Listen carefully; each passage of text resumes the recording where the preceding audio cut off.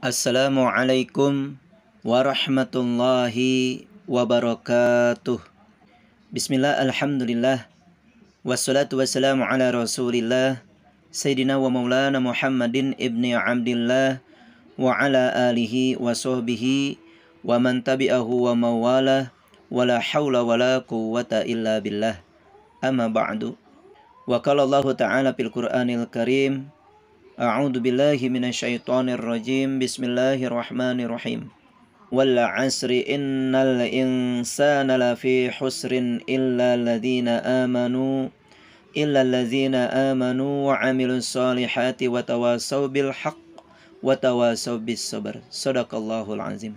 Yang kita hormati bersama Kepala SMP Negeri 3 Tarumajaya, Ibu Haja Istiqomah MPD.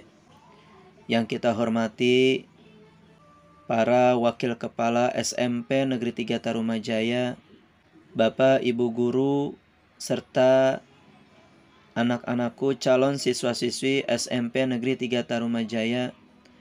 Mudah-mudahan kita semua pada hari ini selalu diberikan kesehatan oleh Allah Subhanahu wa Ta'ala dan selalu dalam lindungan Allah Subhanahu wa Ta'ala. Amin ya rabbal alamin. Anak-anakku sekalian, apapun yang terjadi di muka bumi ini adalah semata-mata takdir Allah, semata-mata atas izin Allah.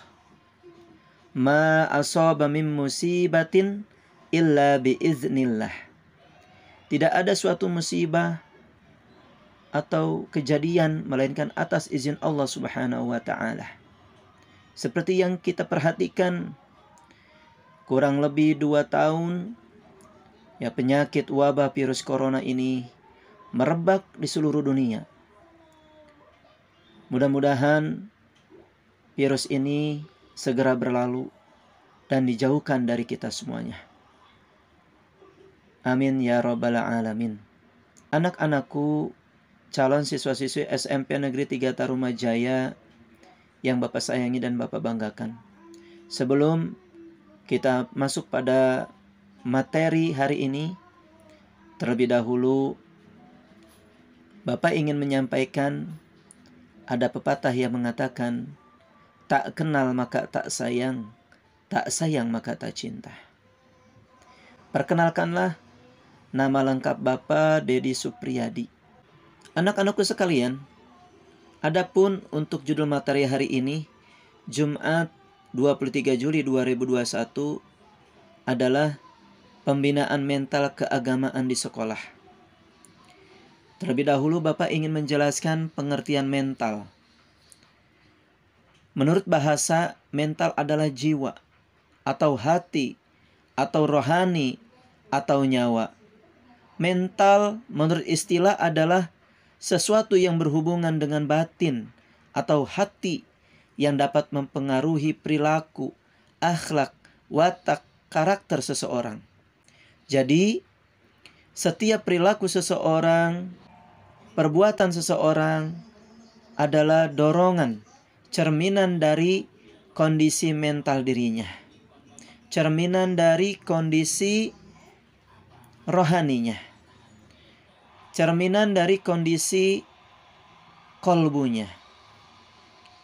Kadang-kadang kita berkumpul dengan orang-orang yang berada di sekitar kita, seperti tetangga kita, keluarga kita, atau pada lingkungan yang lain. Jika kita perhatikan, kondisi mental setiap orang itu berbeda-beda. Maka digolongkan dalam 2 bentuk kondisi mental. Yang pertama, kondisi mental yang sehat dan baik, yaitu melahirkan pribadi yang normal dalam bentuk tingkah laku yang tidak menyimpang, mengarah kepada perbuatan positif, dapat mengendalikan diri dari hal-hal yang negatif ataupun tidak baik. Kemudian kondisi mental yang tidak sehat, yaitu melahirkan pribadi yang tidak normal dalam bentuk tingkah laku yang menyimpang. Nah, selalu mengarah kepada perbuatan maksiat, kepada perbuatan yang tidak terpuji. Kondisi mental seseorang yang tidak sehat, maka ia tidak bisa mengendalikan dirinya dari hal-hal yang negatif ataupun dari hal-hal yang kurang baik. Sebagaimana Rasulullah Shallallahu Alaihi Wasallam bersabda, "Ala wa inna fil jasadi mudgotan, ida solahat solahal jasadu kulluhu, wa ida pasadat pasadal jasadu kulluhu, ala wahiyal qalbu." Ingatlah bahwa di dalam jasad itu ada segumpal daging. Jika ia baik, maka baik pula seluruh jasad itu. Jika ia rusak, maka rusak pula seluruh jasad itu. Ketahuilah bahwa ia adalah hati. Anak-anakku yang Bapak sayang, jika hati seseorang baik, maka baiklah anggota badannya yang lain. Jika hati seseorang itu rusak, maka rusak pula yang lainnya. Baiknya hati seseorang itu adanya atau memiliki rasa takut. Ya. Hati seseorang yang baik ini memiliki rasa cinta kepada Allah, kepada sesama, kepada dirinya. Hati orang yang baik, maka ketika melakukan suatu perbuatan atau tindakan, maka ia ikhlas ya dalam melakukan perbuatannya itu. Tentunya perbuatan-perbuatan yang baik. Begitu juga sebaliknya. Rusaknya hati seseorang ini akan membawa seseorang terjerumus dalam kemaksiatan, ingkar terhadap perintah Allah Subhanahu wa taala. Maka ada hubungannya antara agama dengan kesehatan mental. Nah, ini hubungannya sangat erat. Ya, bila seseorang hidupnya dekat dengan agama, maka dia akan merasakan ketentraman batin. Sikapnya selalu tenang, tidak ada rasa kekhawatiran. Perbuatannya tidak menyulitkan orang lain dan tidak menyusahkan orang lain. Berbeda dengan orang yang hidupnya terlepas dari kehidupan agama, jauh dari agama, maka ia lebih mudah terpengaruh oleh suasana kehidupan yang ada di sekitarnya. Nah, maka di dalam batinnya pun tidak akan merasakan ketentraman batin. Nah, ini ada beberapa contoh perilaku yang mencerminkan mental agama yang kuat. Nah, contohnya tadarus Al-Quran, menyapa, mencium tangan ibu guru, kemudian seorang anak memberikan sebagian rezekinya kepada nenek tua, melaksanakan sholat, kemudian saling memaafkan, berpelukan. Nah, ini adalah contoh-contoh ajaran agama yang dilandasi dengan keimanan. Kemudian contoh perilaku yang mencerminkan mental agama yang tidak kuat atau dapat dikatakan rohaninya sakit. Ya, contohnya ada seorang pria yang meminum minuman keras, minuman beralkohol. Kemudian seorang anak dikeroyok, dipukuli. Kemudian ada seseorang marah.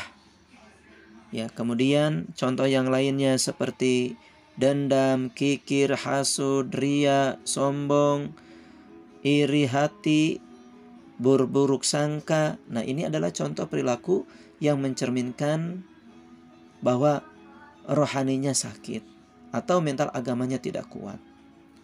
Maka peranan agama itu sangat penting bagi kesehatan mental seseorang. Kenapa? Karena di dalam ajaran agama sudah pasti mengajarkan tentang kebaikan. Perintah Allah untuk selalu berbuat baik kepada sesama, saling menghargai dan menghormati. Jika semua orang menjalankan ajaran agama dengan baik, maka akan terjalin sikap saling menyayangi, menghargai, menghormati, tidak menyakiti. Anak-anakku, oleh karena itu marilah kita memohon kepada Allah.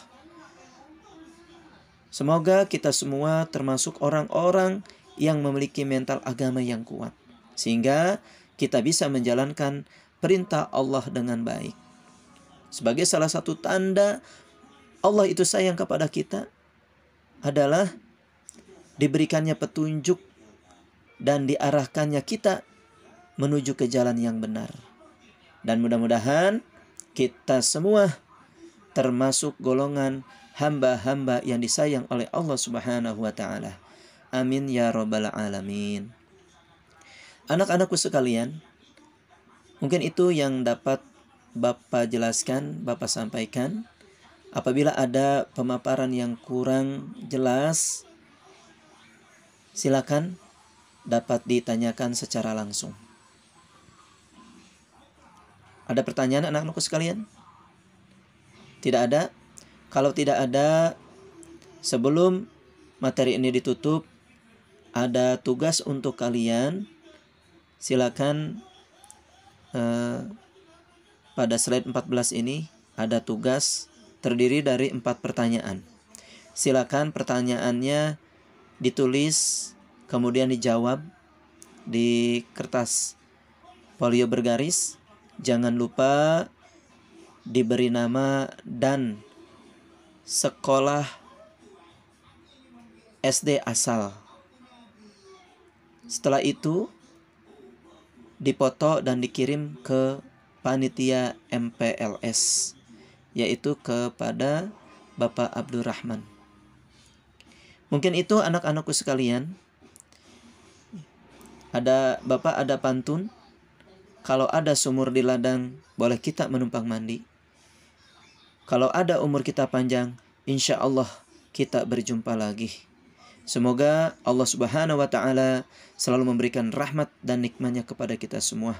Dan semoga kita semua selalu dalam perlindungan Allah Subhanahu wa taala. Akhirul kalam wal anfu minkum. Wassalamualaikum warahmatullahi wabarakatuh.